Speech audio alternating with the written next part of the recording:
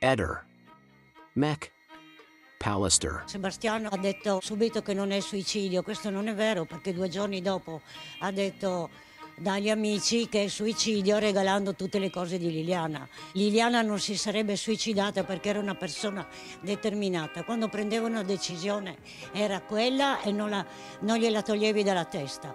Lei ha risolto problemi che voi neanche sapete e non è il caso di raccontarli e lo raccontava dopo che li aveva risolti. Era una donna forte, sì, una donna forte che aveva i soldi, gestiva la famiglia, gestiva casa, gestiva i soldi, era una brava lavoratrice, rispettata da tutti e quindi lei non avrebbe mai fatto questo gesto. Io mi chiedo perché dal 19 novembre Sebastiano non posta più foto di loro due su Facebook e Liliana dal 26-27 novembre non scrive più niente su Facebook. Che lei avesse una relazione, secondo me erano già in crisi anche perché comunque Sebastiano aveva telefonato agli amici in Carnia dicendo vengo qualche giorno da voi perché siamo in crisi, questo lo dice lui, non lo diciamo noi. Comunque ultimamente io Liliana l'ho vista ad agosto e poi ad ottobre e non era la Liliana di prima, nel senso che si vedeva che era pensierosa, ma non pensierosa perché aveva deciso di suicidarsi, perché ovviamente ad ottobre non ha deciso di suicidarsi e che non è suicidata. Era probabilmente intenta a studiare, a pensare come sistemare. Il fatto che Claudio l'avrebbe ospitata qualche tempo a casa sua era proprio per trovare l'appartamento giusto per lei, perché a quel punto, essendo il coniuge più forte, avrebbe dovuto aiutare anche dopo Sebastiano, anche per legge lo dice, quindi non è che lei poteva prendersi e andarsene così, perché non l'avrebbe fatto in quel modo. Quindi io mi domando anche chi aveva più interesse per ritrovare il corpo. Certamente non Claudio, certamente non Sergio, perché è constatato che era sul lavoro, perché lavora in un posto dove non è che si timbra cartellini. Che succedeva a Sebastiano se non si trovava il corpo? Doveva aspettare 10 anni per la morte presunta. Questa è una legge che lo dice, non me la invento io. E neanche i soldini in banca. Io non faccio l'avvocato difensore di Claudio perché non ha bisogno. Però dico solo una cosa. 2 giorni dopo è venuto a casa mia a consolarmi perché Liliana non tornava. Mi ha detto che ha fatto la lavatrice con 1,5 litri di varechina e io gli ho detto ma scusa se l'ha fatta Liliana il giorno prima perché lui non sa neanche tenere una scopa in mano perché voleva che io andassi a casa sua a fargli le pulizie e in più lo stesso giorno, 2 giorni dopo che la scomparsa e gli ho detto ma pensi ad un amante e lui mi ha risposto può essere, se ne poteva parlare, non si è arrabbiato con me quando gli ho detto questo. Io penso che un marito che sa che la moglie non poteva avere un amante, come minimo avrebbe alzato la voce e se ne sarebbe anche andato da casa. Io avrei fatto così. Se uno mi venisse a dire tuo marito ha l'amante, gli direi ma che stai dicendo? Ma che ne sai tu della mia vita? Lui non ha mai avuto un confronto con me. Io sono andata a fare il verbale proprio perché lui stava dicendo un sacco di favole che noi tutti possiamo smontare se lui vuole un confronto anche televisivo. Noi non abbiamo nessun problema perché quello che diciamo è da 2 anni la stessa cosa e in più abbiamo anche prove e sovrapprove. Lui vuole un confronto con noi perché siamo stanchi di sentirci dire che siamo bugiardi, siamo stanchi di sentirci dire che l'abbiamo fatto noi per interesse. Io credo che loro abbiano litigato, quella coppia che è stata sentita vicino casa nel bosco a litigare quella mattina, potrebbero essere loro due. Ma quando sono arrivati su i soccorsi, la polizia, ovviamente non c'era più nessuno. Ma ricordatevi che Liliana è alta come me, pesa 40 kg, è facile stordirla, metterla in auto e portarsela via.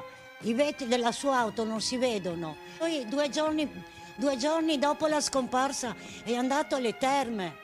Ma come si fa a credergli che è disperato, che piange? Si fa i giri in Toscana, vai a trovare Silvia, gli che è YouTuber. successo col Lui ha portato un cellulare di Liliana quest'estate a una YouTuber in Toscana. Prima ha cancellato tutto, ovviamente. Perché la polizia non si muove? Ha regalato il cellulare di Liliana a una YouTuber in Toscana. Perché dice che prima dice che lui comprava i cellulari da un tassista amico, poi dice che invece li comprava in negozio. Bene, perché non vengono fuori queste persone a dire sì, è vero quello che racconta Sebastiano? Dove sono i suoi amici che dice di avere? Perché non vengono fuori a difenderlo? Io accuso Sebastiano della non coerenza, non che è stato lui, non l'ho mai detto. Io ho sempre detto che lui sa qualcosa e non lo vuole dire, non che è stato lui. Ci sono prove, non è che le sto dicendo io, perché mi piace dirlo. Alla luce di tutto ciò viene da chiedersi come mai allora Sebastiano non sia mai stato indagato. Ma chiedeteglielo, lo stiamo chiedendo anche noi. Vi ricordate il marito di Alice Negri? Anche per atto dovuto è stato indagato il marito. Scusatemi, lui è l'ultimo a vederla viva. E Claudio è quello che doveva attenderla. Perché non sono stati indagati? Io dico tutti e due, Non dico uno sì e uno no. Come mai? Facciamo un confronto serio, dove noi abbiamo anche le prove, cioè le persone che sono andate a fare i verbali in questura, ma sono tutte sceme, Sono andate a firmare una carta delle dichiarazioni che possono venire usate un domani e sono false? Ma cosa, siamo deficienti? No? Io vado a dormire col pensiero di Liliana e mi alzo col pensiero di Liliana. Claudio, tu hai dei sospetti su chi possa essere il killer di Liliana? I sospetti li hanno metà degli italiani, forse 3/4. Io ho dichiarato e lo ripeto che quel lavoro non può essere stato fatto da una persona, per cui probabilmente 3 erano quelli che hanno portato la Liliana. Perché 2 sono pochi, chi fa chiaro? L'hanno portata di notte, c'è pieno di buchi. Io ero ieri, dopo 20 volte che vado là, sono caduto in una buca, porco diavolo, vai a rischio di romperti una caviglia, come niente, le buche sono così. E adesso, in questa stagione, nonostante tutto, sono poco mascherate ancora. Se andavano dentro non conoscendo il posto, bene, andavano dentro 2, un davanti e un dietro, perché uno solo portare Liliana in spalla o indifferente come era problematico per il fatto che lì quel posto era vergine. Lei non aveva un buchetto di una spina, né lei né nessun sacco, ma a chi la raccontano? Comunque io non voglio parlare di niente di assassini, lei può essere morta anche di infarto. È stato fatto un occultamento di cadavere per quei 20 giorni, quando è venuto il momento di metterla fuori, altrimenti se no qualcuno non si prendeva né i soldi che aveva in banca né la reversibilità della pensione. Questo lo dicono tutti, non io. Io lo dico per interposta persona, l'ho sentito e lo ripeto. Ma se lei spariva come doveva, lei doveva sparire e lei doveva essere ritrovata, appunto. 6 metri più in là, perché un'altra cosa che a me mi ha mandato in bestia, e mi sono rovinato la vita già da 2 anni, poco più, poco meno, chi se ne frega. Io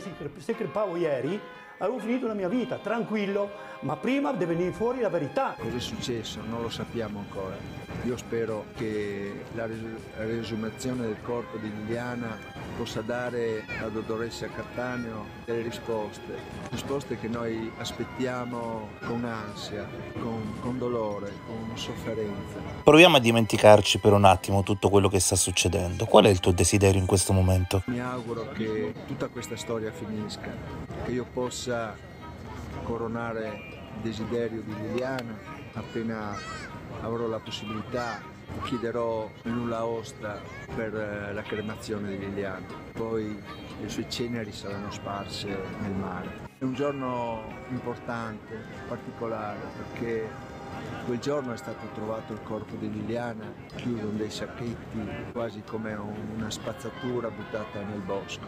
È un dolore estremo che da 2 anni mi tormenta. Da 2 anni ti tormenta, ma la sera del ritrovamento ti chiama un giornalista dicendoti che avevano trovato un corpo. Tu invece di correre lì dicesti: aspetta un attimo, devo finire delle interviste qui in piazza Trieste e poi vengo. Io posso avanzare, come tutti, le mie ipotesi, non ultima quella, che visto che Sebastiano ha detto 1000 volte che io nelle ultime 2 telefonate l'ho portata talmente fuori di testa da andare a suicidarsi, parole sue, giusto? Per me è importantissimo che diventi un non suicidio. Intanto, Dopodiché può essere morta d'infarto, può essere stata ammazzata, lei è piena di colpi lividi nel viso, nessuno le ha voluto far vedere né dire.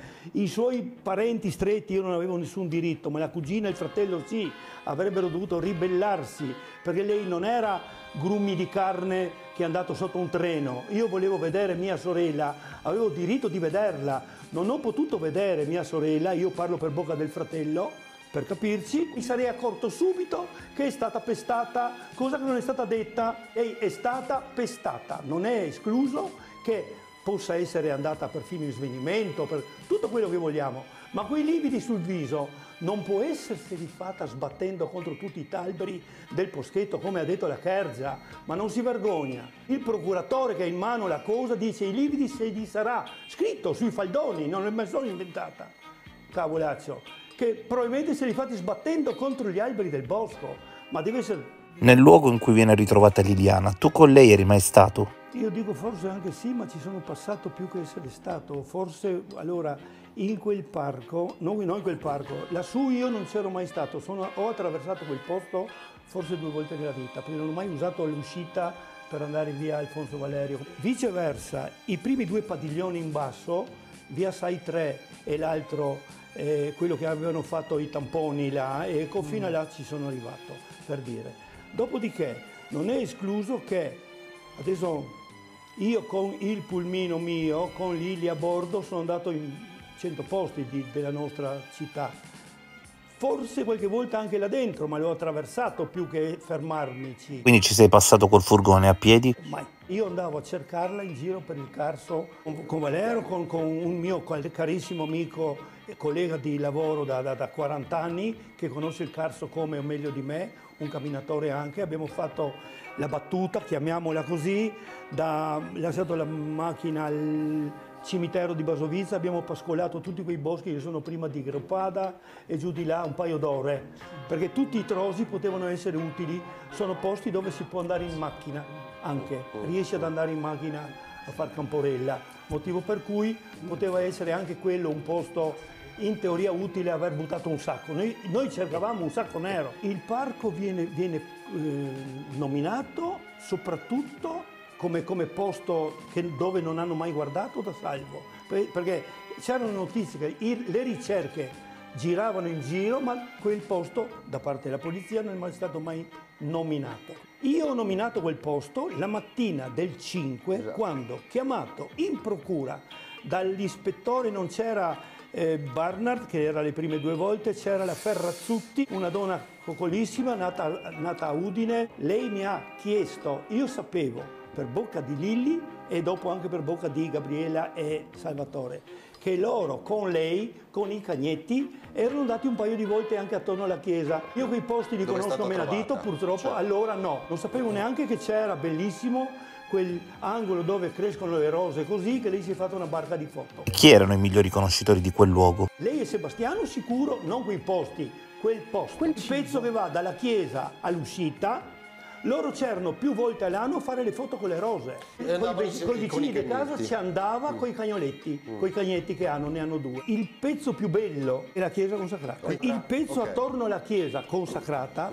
periodicamente, raccoglie anche dei ambulanti che fanno mostre, vendono i fiori. La mattina del 5 io ho chiamato in prefettura, fra le tante altre cose, la Ferrazzutti mi ha chiesto se io sapevo qualche posto che loro frequentavano, e io lo sapevo per bocca di lei e gliel'ho detto.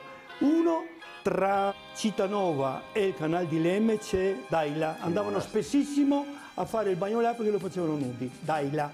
E lei è originaria, sua mamma è nata a Radin, che è a 5 km. Il primo posto che ho nominato. Il secondo era la Costa dei Barbari, perché anche là 40 anni fa ci sono andato anch'io 2 volte, come tutti, e loro invece ci andavano spesso, Costa dei Barbari, perché è l'unico posto a Trieste dove si può fare il bagno nudi, che è una goduria per chi la gode, per capirsi, 2 posti. Il terzo è tutto il lungomare di Barcola, dove loro andavano spesso proprio per fare e foto e anche la camminata. E il quarto e ultimo ho nominato io, e so che andavano anche al boschetto, perché facevano le foto, lo sapevo, con le rose in fiore. Punto.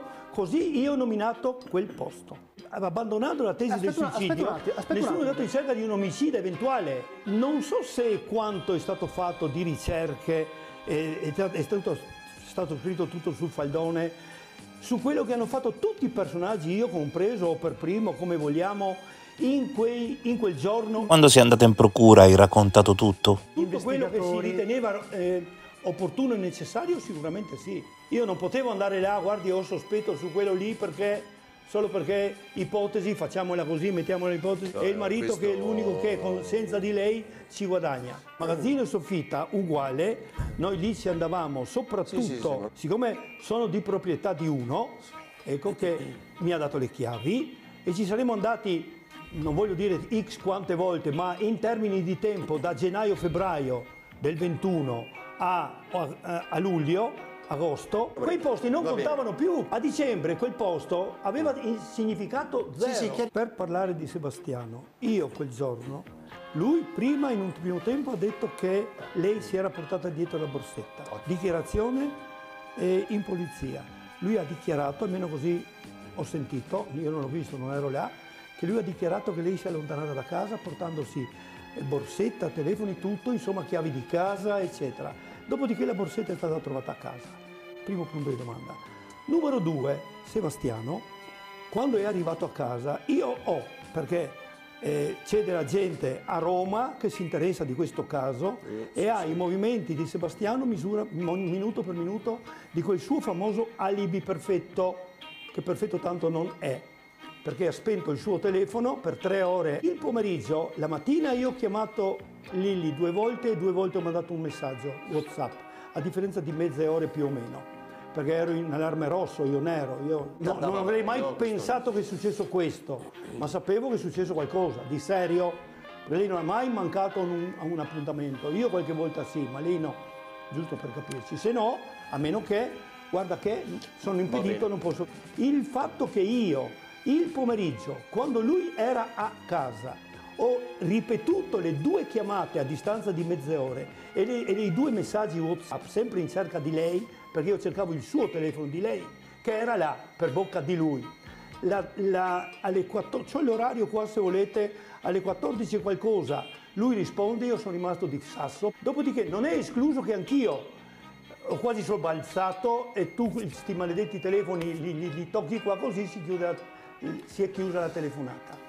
Ma il pomeriggio tardo, quando Gabriele è andata là, ha trovato i miei numeri sul cellulare e gli ha detto a Sebastiano, ma non si potrebbe, perché lei ha messo in piedi la notizia che chi chiamava tanto poteva essere, lei si è fatta male, senza telefono, tu cammini per indifferenza dove? A Basovizza, uno cade, si rompe la caviglia. No, da parte di Sebastiano, no, non si chiama. Un attimo prima di andare in polizia, siccome mio era quel numero di telefono e Gabriele non lo poteva conoscere, non ci conoscevamo ancora. Salvo sì, perché ci siamo sentiti il pomeriggio subito dopo, ma con Salvo ci conosciamo da più di 30 anni.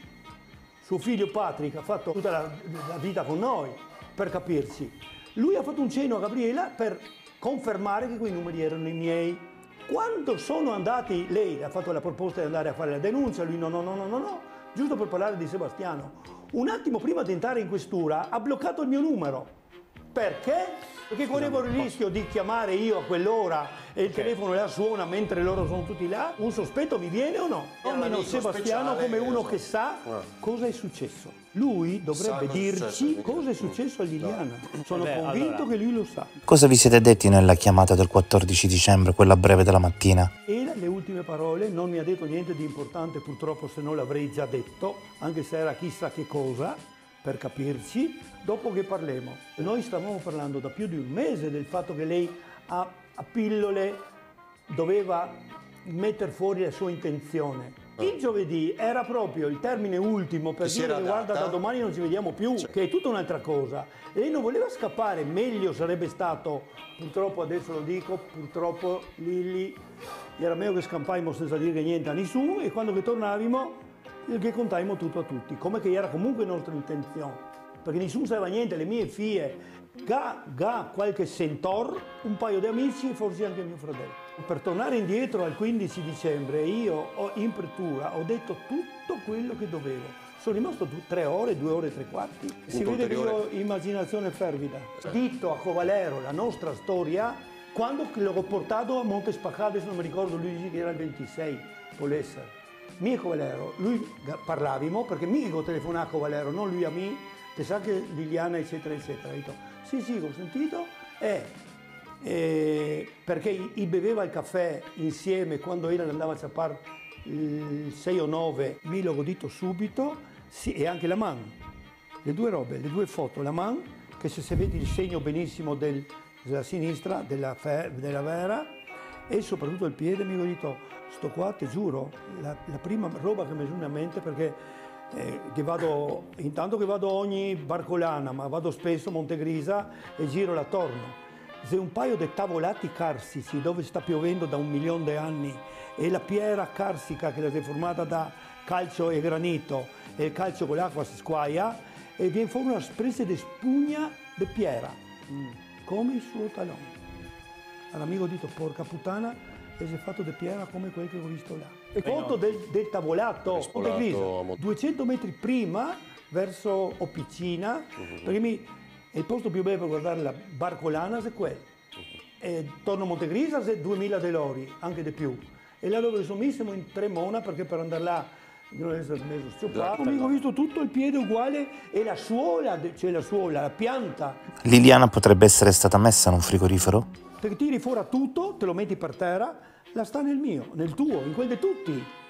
E il frigo se è alto, se così, la pianta di sopra sul gelator, e se è alto così, e la era rannicchiata, la avrà occupato in tutto 1,20 m. Te la metti dentro, ma mica l'immaginazione che vola, purtroppo. Liliana ovviamente non è stata ritrovata dove si pensava all'inizio, questa è una cosa che ben sappiamo, ma la sappiamo da oltre 1 anno e su questo c'è un aneddoto che ci fa capire chi è la prima persona che seppe o che dimostrò di sapere questo dettaglio. Una volta diffusosi il faldone, le carte, tutti sanno dove è stata ritrovata Liliana con esattezza, ma quando questo non era ancora accaduto, nessuno teoricamente poteva saperlo. Eppure cade che 2 persone si trovano a far visita all'ex OPP con uno dei personaggi principali della vicenda, adesso caduto in disgrazia. Improvvisamente questo si allontana con una delle 2 persone e la porta in un punto preciso che teoricamente in quel momento non significava nulla. Ebbene, quel punto era quello che poi verrà stabilito essere il vero punto di ritrovamento di Liliana. È un anno che siamo molti a chiederci come questo personaggio allora, cioè prima dell'uscita delle carte, lo sottolineo, sapesse già il punto esatto. Ehi, non dimenticare di iscriverti a questo canale.